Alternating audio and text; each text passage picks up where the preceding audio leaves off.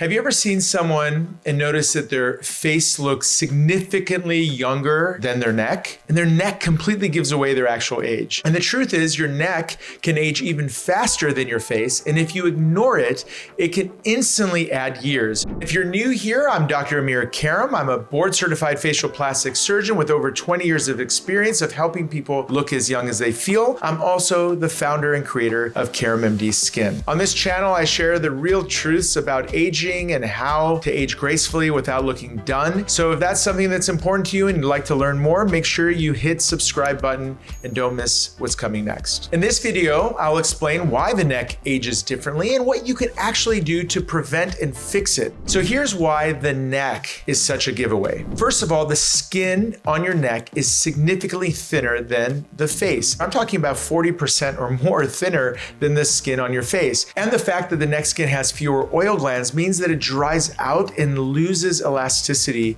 significantly faster. And an important anatomic point to remember is that platysma muscle, which is the sheet-like muscle in your neck, is actually being held up by your face. So as your face begins to age, that neck is no longer being held up and the platysma muscle begins to sag. And that's where you start to see the banding and the waddle and the turkey neck and all these things that occur. Now, we're going to split the neck into two things. We're going to talk about it from a skin and texture point of view, and we're going to talk about it from a laxity point of view. And really by the end of this video, you're going to become a pro at understanding which treatments you should be doing to improve texture and skin and which treatments you should be doing to improve laxity and shape. All right, so let's talk about the biggest mistake people make. They take amazing care of their facial skin, but completely ignore their neck. So even people who are actively taking care of their facial skin with proper cleansing, using serums and moisturizers and sunscreen, think that there's some type of imaginary line that exists from the jawline to the neck. But remember, this is all one visual field and it's all skin and it's all being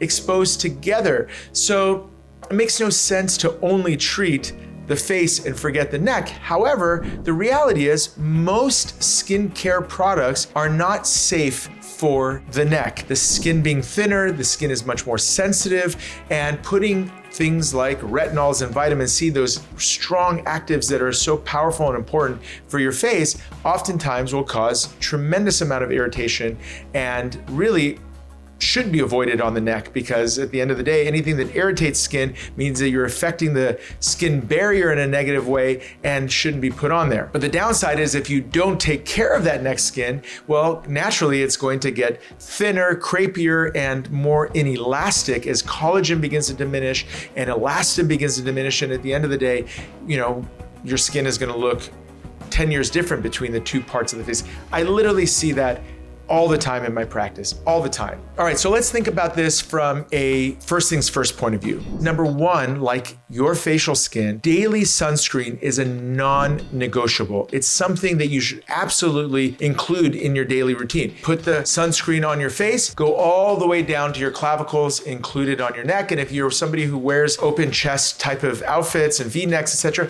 make sure you put it on your décolleté too, because everything I'm saying here directly affects the décolleté. Next is getting organized on a skincare routine that is safe for your neck. So when you're using a product that can't be used on your neck, it's because it's too strong and its chemical composition is not designed for neck skin. When I went out and developed the Karam MD Trifecta, which is a comprehensive anti-aging skincare routine in just a couple steps that is incredibly effective of improving discoloration, fine lines, wrinkles, all the things that make skin look old. But I wanted to make sure that it's something that can be used on the neck. I designed the trifecta to go on the eyes, face, and neck simultaneously. This is really important because not all skincare is not just about moisturizing, it's about using actives on your skin. That's again why I developed the trifecta the way I did, because I wanted it to be safely used on the neck at the same time, so you don't have to go out and buy another neck cream, and half the neck creams are not even loaded with actives, so it's kind of pointless from from a skin changing point of view. What's interesting is even in my own case,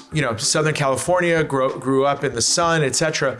Somewhere around 50, I started noticing these hyperpigmentation spots all over my neck. It was just from years of sun exposure, and 6 months to a year of being on the trifecta, all of it went away, as you can see in these before and afters. But in talking about the order, sun protection and skincare are the absolute starting points. Now, what happens if you want a little extra boost or you're further along on the aging spectrum? Here's things they can do to help improve and stimulate quicker. Standard microneedling is fantastic, but you have to do it on a regular basis. This is something, again, my wife started doing very early in her aging process to basically stay in front of it. And I have my own patients doing this, 50 something, and they want to improve their skin over time, that crepiness, etc., either before surgery or after surgery, but you don't want to do it like twice a year. You want to do it at least 4 to 5 times a year. And standard microneedling is probably the safest, least expensive way to stimulate collagen and keep that skin moving. Now, if you want to use radiofrequency to up the efficiency of the process, make sure you're doing radiofrequency microneedling at a very, very shallow setting. And you've heard me talk about Morpheus and all these things and how they're big no-nos because they penetrate too deep. Shallow microneedling in whatever device you want to use, make sure they're doing it around 0.5 millimeter, maximum 1 millimeter, but really in the neck, it should be around 0.5 millimeter because the neck skin is so thin to begin with. Additionally, things like laser resurfacing, IPL and BBL for discoloration, halo lasers, all these things are really, really good. I did an entire video on lasers not too long ago, so you should definitely check that out. But those can be used on the neck skin in a safe way to jumpstart and stimulate. Now, when things start to sag, there is no skincare, there is no device, there is no injection of anything that can improve sagging. Sagging comes from fascia getting longer in the face. As a result of that, nothing is holding the neck up anymore. The platysma muscle, which used to be anchored here, is now anchored here. Well, guess what? Now everything sags down towards the middle. This is inevitably where if you want to address the contour and the shape of the neck, you're going to have surgery. It's important to know this because you don't want to keep